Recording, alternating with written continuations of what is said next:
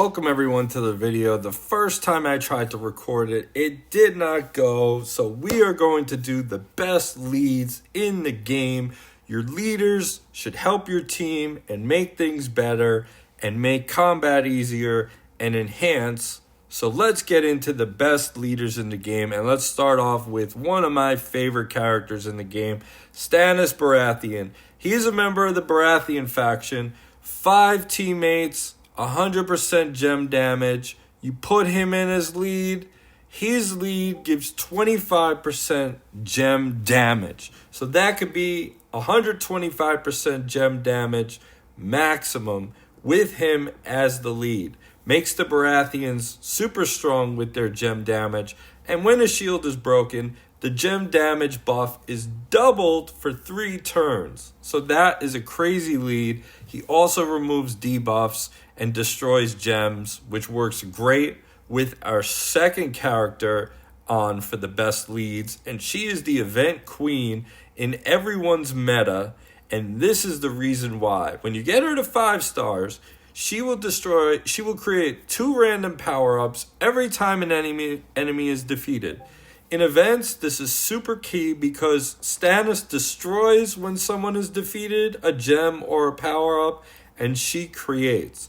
So if you get her to 1 to 4 stars, she's going to create 1 power-up, which is still good, but 2 power-ups at 5 stars or higher. So if you look at the leaderboards in the events, you'll see why she's on there. Currently, it's Rhaenyra, Stannis, and the 3 green members, though that is the meta for events. And she has a great lead. So she is wonderful. Then we have Petyr Baelish, who is the shield team leader. And for him, at the start of each term, if he is the team leader and has a shield, he grants his allies a 14% attack shield. Then he takes 13% stamina from each ally and gives himself 25% stamina. Now, keep note that anytime an enemy is defeated, he gains the attack shield. So what you want to do with Baelish is you want to use him in a shield team. Get someone like Alistair, who has a very fast speed shield. Put the shield on Baelish, and then the next turn, he gives your team an attack shield every single turn as long as Baelish has a shield. He does not shield himself, but this creates insane amounts of sustain over the long run. Pair him with someone like Brienne, who could retaliate when someone is attacked who has a shield, and you have a pretty strong team. Now, he does do Baelish things. He does steal stamina from your allies and grants himself stamina, but his single target attack is huge, does a lot of damage on the HP pool, which is the shield plus health. So that is super strong right there. And if you create cascades with Brienne, you could use other members in the team, their moves, even though you're not supposed to because of Baelish's stealing ability. So that is them. Then we have the leader of the Ice team, the Starks, who most people will have by now. And he is immune to brittle as the lead. And he has a 35% chance to inflict everyone with 2 ice. Now, keep in mind, this is rolled separately. This is rolled 2 times for each enemy. So if you have 5 enemies, it's rolled 10 times at a 35% chance. Some will get 0 ice, some will get 1, and some will get 2. It all just depends on your luck. It's very good against dragons, as dragons can be afflicted with 2 ice off the bat, and dragons do not remove debuffs, so that is strong. And he is just a great character, so he is the leader of the Ice team. Now, an interesting lead that you might not think about, but Catelyn Stark provides a great lead. That whenever someone becomes brittle, her and allied Starks gain 10% defense for 3 turns, and each enemy is afflicted with 1 additional ice. Now, her passive, when someone goes below 50% health, she's going to heal them and afflict the enemy team with ice. So she has a passive that creates ice, and then when someone becomes brittle, she afflicts enemies with ice. Now, why is this important? Well, there are some teams that you will be facing that do remove debuffs. And if someone is brittle, let's say Jon Snow, King of the North, makes someone brittle, and they use Maester or Mender or Sam, and they remove the debuff, they remove one ice from that brittle guy, now he's not brittle anymore. But if you make him brittle again, then she's going to afflict more ice on the team. So they could keep reversing it, and she could keep adding more ice. So the ice keeps building up. It's an interesting lead. She's not the most free-to-play friendly character. However, I did have to put her on the list because she is super solid as a lead if you don't want to go with the Ned gambling route with the 35% chance. Then we have the leader of the Free Cities faction, Drogo. Now, Free Cities is interesting. They did fall off the map since their nerf of Long Braid. But they do, when you have 3 to 5 members, you gain an additional percentage of stamina from all sources. Now, his lead gives all Free City champions 55% stamina. So if you use 5 Free City champions, everyone starts off the match with their move ready to go turn 1. They dominate normal and hard events. I use them in normal and hard events and get great placement all the time. They do suffer in other modes, but this is a super strong lead. He is a very strong character, very solid attacker, and worthwhile using. Now, I do have to mention the other lead in the Free Cities faction, which is Yellow Daenerys Targaryen, Khaleesi. Now, her lead is interesting. If an ally uses their skill, if she's the team leader, she grants them 10% stamina and grants herself 5% stamina. Although this might not seem like a lot, if let's say you're using 3 Free Cities per characters, that's 40% stamina more. So that's 14% stamina, and she gains herself 7% stamina. Now, her special move is a fast speed move, which heals and gains stamina on a target. So it's just a lot of stamina creation. It might be fun to play around with in the future with a team. So it's definitely a solid lead, and I like it. Let's talk about a lead that has not been mentioned until this month with the addition of the White Walkers, and that is Samwell Tarly.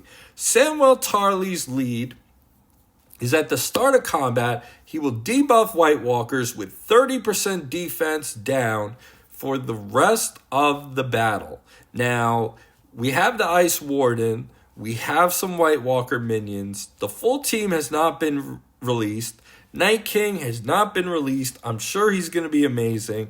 And if you want to counter them, 30% defense down for the whole battle, even when they're resurrected, that's going to be insane. So he is definitely worth keeping in here because if Alliance Wars come out where you have to face people's teams on defense, or if you're in a raid and you're facing a White Walker team, bring in your Samwell. He's going to give them 30% defense down.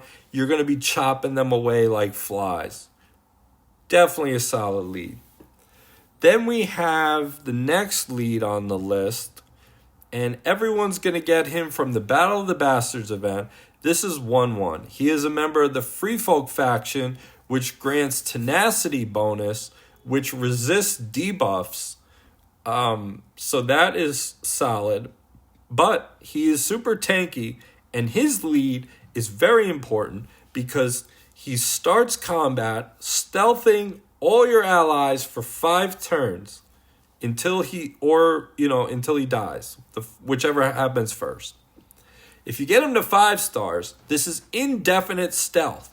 Now, do keep in mind, he does start off battle with a max HP shield, and he has a lot of health. So he is super tanky, And if you get him to 5 stars, you can stealth your whole team except for him, keep pumping him with buffs and health, keep him alive, and let the rest of your team do things to the enemies. Just lots of potential with theory crafting and such.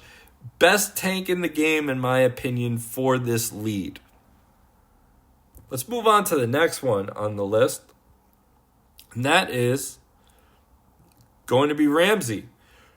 Ramsay's a member of the Bolton faction, which focuses on bleed. You can get a max stack of 3 in. And starting combat, he has a chance to inflict them with 2 bleed. You get him to 5 stars, and that chance is 100%. So you start off combat giving them bleed for 100% chance, and that hurts them right off the bat and puts pressure on them to slow down. Great lead. Next, we have one of the newest characters in the game, and their lead, the Ice Warden for the White Walkers. When an ally reinforces, if he is your leader, that ally is pacified for 4 turns and gains 60% stamina. Let me explain. Reinforced is when someone revives or enters the battlefield. So when that happens, they will be pacified for 4 turns, 3 turns at 5 star, and that means that they cannot attack or deal damage until they're struck by an enemy skill. But what will happen is when they do come back to the battlefield, they're going to gain 60% stamina. 60% stamina, which is huge for a revival team that keeps coming back to life. So this is a super solid lead. The team is not out yet in full, but they will be doing well. And then we have coming up, we have the leader of the Greyjoys, which focus on the raid mechanic, and this is Euron. And Euron is kind of like the Ned Stark of the Greyjoys. He has the ability to give a percentage chance for each enemy to become the battle rated, and that's increased to 60% chance at 5 stars. But what's cool about the Greyjoys is when people get raided, really cool things happen, like deception, where they can't use their skill. Yara stuns them. Just great things happen when people become raided with this faction, with their synergy. So if you want to build the Greyjoys, which are a great raid team, you can go ahead and be confident that Euron is your man to go to. Let's move on to the next one on the list. And that's going to be... Let me get to him. It's going to be Aegon. That's going to be Aegon. Now, Birthright is a very important lead. It's a very important part of the Green faction. It influences their attack and their skills, and you lose 1 each turn. But if he is the team leader, whenever he drops below 50% health, all allies gain 3 birthright. If at 5 stars, this is going to trigger again when he drops below 25% health. And this is important because all allies with birthright are going to gain stamina when he loses birthright. So they don't even have to be green members. They could be other factions. You could play around with this. This is stamina game. This is a turn-based match 3 RPG game. And stamina gain is huge in these games. He's a great character. You're going to get him for free in the Rook's Rest event. And he has a very solid lead. I think it's a good way to play around with teams and mess around. And I really like his lead. I really do. I enjoy his lead. And then we have also for the Greens, and this is your more standard lead, this is Otto Hightower.